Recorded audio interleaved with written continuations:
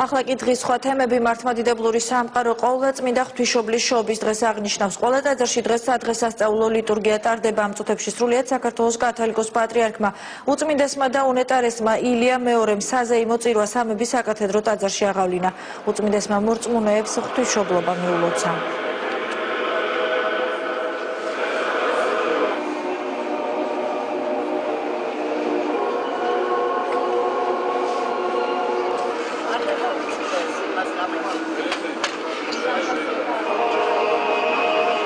ყველას გილოცავთ ყოვლადწმინდა ღვთისმშობლის შობის დღესასწაულს. ყოვლადწმინდა ღვთისმშობელმა დედამ გადაგაფარო თავისი ქალთა თქვენ და სრულიად საქართველოს. ყველაფერი იცვლება დრო, იცვლება ადამიანი, იცვლება ბუნება, მაგრამ ჩვენ უნდა გვაცოდოს, რომ ყოველი ადამიანის ნაბიჯი, ყოველი ადამიანის აზრი ღვთის წინაშეა და ღმერთი ხედავს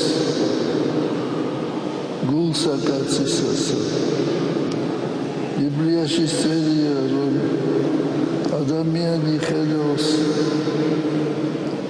სახესა კაცისასა და ღმერთი ხედავს გულსა კაცისასა.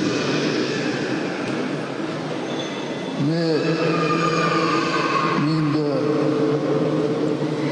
დიდი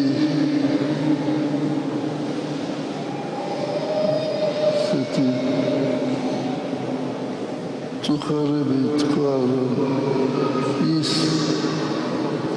ამბები, რომელიც ვრცელდება ამ ბოლო დღეებში, ეს არის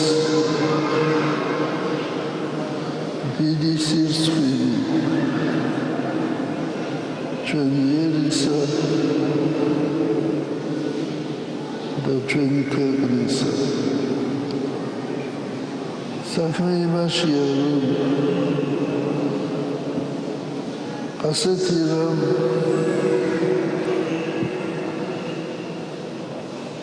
ხდება სხვა ქვეყნებშიც, მაგრამ ხელისუფლებას და ხალხს ეს სამარცხვინო მოქმედება არ გამოაქვს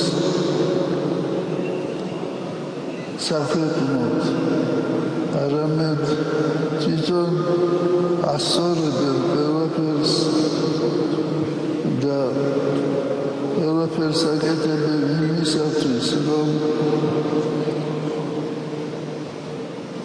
ეს არ მოხდეს და არ განმეორდეს.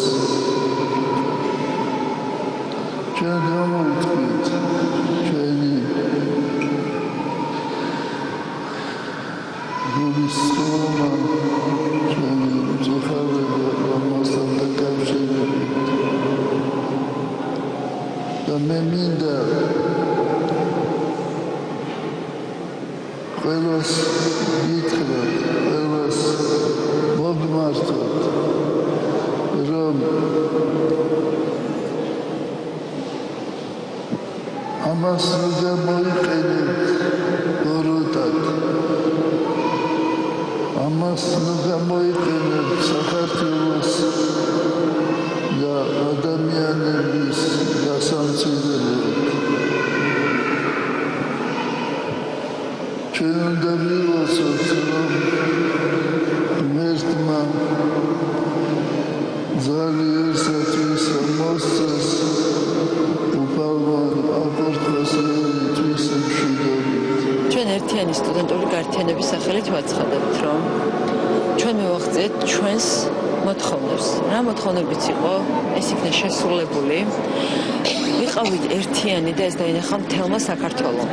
ჩვენ იქ არ ყოფილვართ არც ერთი პოლიტიკური პარტიის მიერ ორგანიზებული და შესაბამისად არც ერთი პოლიტიკოსი არ გამოჩენილა ჩვენთან ერთად.